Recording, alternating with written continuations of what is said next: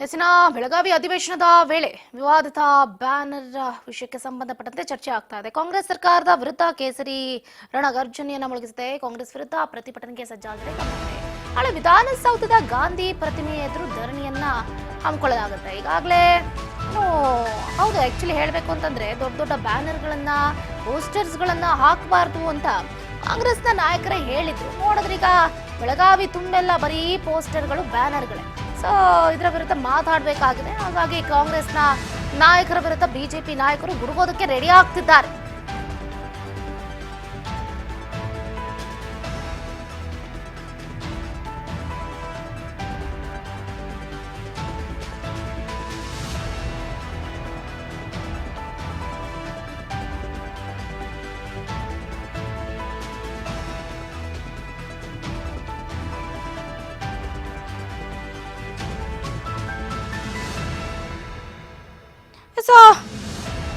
ಗಾಂಧಿ ಭಾರತ ಕಾರ್ಯಕ್ರಮದ ಅಂಗವಾಗಿ ಬೆಳಗಾವಿ ನಗರದಲ್ಲಿ ಅಳವಡಿಸಲಾಗಿರುವಂತಹ ಬ್ಯಾನರ್ಗಳಲ್ಲಿ ಲೋಪ ಕಂಡು ಬಂದಿದೆ ಎನ್ನುವಂತ ಮಾಹಿತಿ ಲಭ್ಯ ಆಗ್ತಾ ಇದೆ.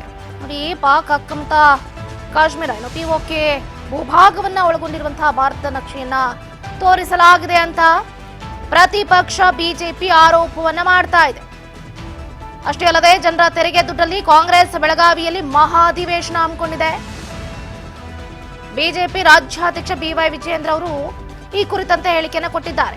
ನಾವು ಇದರ ವಿರುದ್ಧ ಹೋರಾಟವನ್ನ ಮಾಡ್ತೀವಿ. ಬೆಂಗಳೂರಿನ ವಿಧಾನಸೌಧದ ಗಾಂಧಿ ಪ್ರತಿಮೆ ಎದುರು ಪಕ್ಷದ ವತಿಯಿಂದ ಪ್ರತಿಭಟನೆಯನ್ನ ನಡೆಸ್ತೀವಿ ಅಂತ ತಿಳಿಸಿರುವಂತದ್ದು. ಸೊ ಈಗಾಗಲೇ ಹೇಳಿದಾಗೆ ಏನೋ ಬ್ಯಾನರ್ಗಳಲ್ಲಿ ಪಾಕ್ ಆಕ್ರಮಿತ ಕಾಶ್ಮೀರ ಪಿಒಕೆ ಭೂಭಾಗವನ್ನ ಒಳಗೊಂಡಿರುವಂತಹ ಭಾರತ ನಕ್ಷೆ ಇದೆ ಅಂತ ಪ್ರತಿಪಕ್ಷ ಬಿಜೆಪಿ ಆರೋಪವನ್ನ ಮಾಡ್ತಾ ಇದೆ.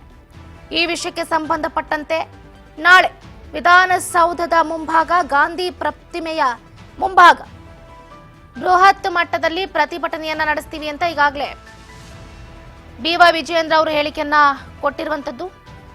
ಗಡಿನಾಡು ಬೆಳಗಾವಿ ನಗರದಲ್ಲಿ ಅಳವಡಿಸಲಾಗಿರುವಂತಹ ಗಾಂಧಿ ಭಾರತದ ಜಾಹೀರಾತು ಬ್ಯಾನರ್ಗಳು ಕಾಂಗ್ರೆಸ್ಗೆ ತೀವ್ರ ಮುಜುಗರವನ್ನ ಸೃಷ್ಟಿಸುವ ಲಕ್ಷಣಗಳು ಒಂದು ಕಡೆ ಗೋಚರ ಆಗ್ತಾ ಇದೆ. ಪಾಕ್ ಆಕ್ರಮಿತ ಕಾಶ್ಮೀರ ಭೂಭಾಗವನ್ನೇ ಒಳಗೊಳ್ಳದ ಭಾರತದ ನಕ್ಷೆಯ ಫ್ಲೆಕ್ಸ್ಗಳನ್ನ ಕಂಡು ಪ್ರತಿಪಕ್ಷಗಳು ಕೆಂಡಾಮಂಡಲವಾಗಿದೆ.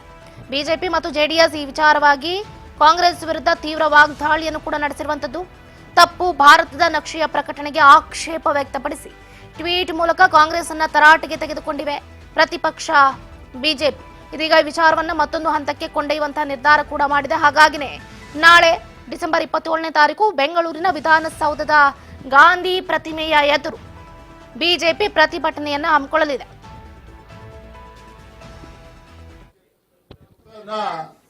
ಘಟನೆ ಆಗಿತ್ತು. ಸ್ವಾತಂತ್ರ್ಯ ಬಂದ ನಂತರದಲ್ಲಿ ಮಹಾತ್ಮ ಗಾಂಧೀಜಿಯವರು ಹೇಳಿದ್ರು ಈ ಕಾಂಗ್ರೆಸ್ ಅನ್ನ ವಿಸರ್ಜನೆ ಮಾಡಬೇಕು ಅಂತೇಳಿ. ಆದ್ರೆ ಅದನ್ನು ಒಪ್ಪಲಿಲ್ಲ.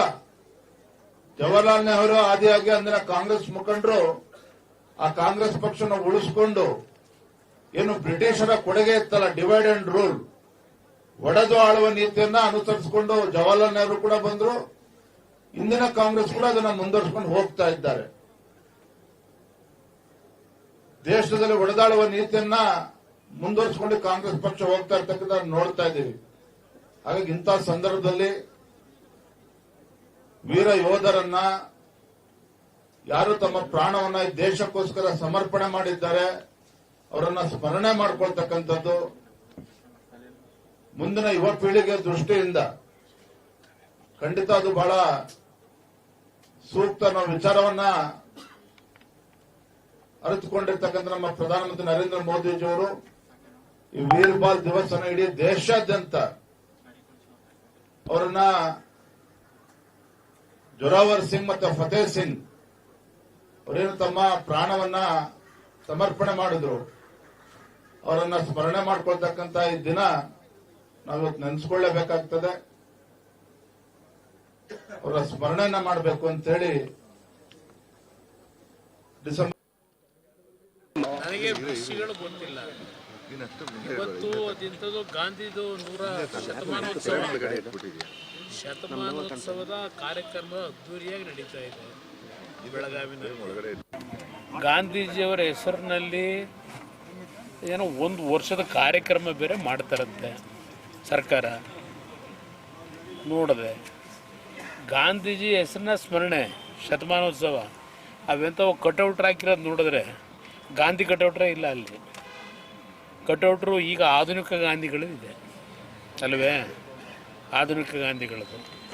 ಆ ಗಾಂಧಿ ಕಟೌಟ್ರಿಲ್ಲ ಅಲ್ಲಿ. ಬಂದು ಶತಮಾನೋತ್ಸವ ಇವತ್ತೇನು ಆಚರಣೆ ಮಾಡ್ತಕ್ಕಂಥ ಗಾಂಧೀಜಿದು ಕಟೌಟ್ರು ಕಾಣಲಿಲ್ಲಪ್ಪ. ಅದಿಂತೂ ಪೇಪರ್ಗಳಲ್ಲಿ ಇವತ್ತು ಭಾಳ ದೊಡ್ಡ ದೊಡ್ಡ ಆಕಾಶದೆತ್ತರದ ಕಟೌಟ್ರುಗಳು ನೋಡಿದ್ನಪ್ಪ. ಇವರು ಇವತ್ತು ಈ ರಾಜ್ಯ ನಡೀತಾ ಇದೆಯಲ್ಲ ಮೃಗೀಯವಾದಂಥ ರೀತಿಯಲ್ಲಿ ಇವರು ಗಾಂಧಿ ಸ್ಮರಣೆ ಮಾಡ್ಯಾರ. ಮುಂದೆ ಮಾತಾಡೋಣ. ಈಗ ಯಾಕೆ ನನಗೆ ವಿಷಯಗಳು ಗೊತ್ತಿಲ್ಲ. ಇವತ್ತು ಅದಿಂಥದ್ದು ಗಾಂಧಿದು 100 ಶತಮಾನೋತ್ಸವ.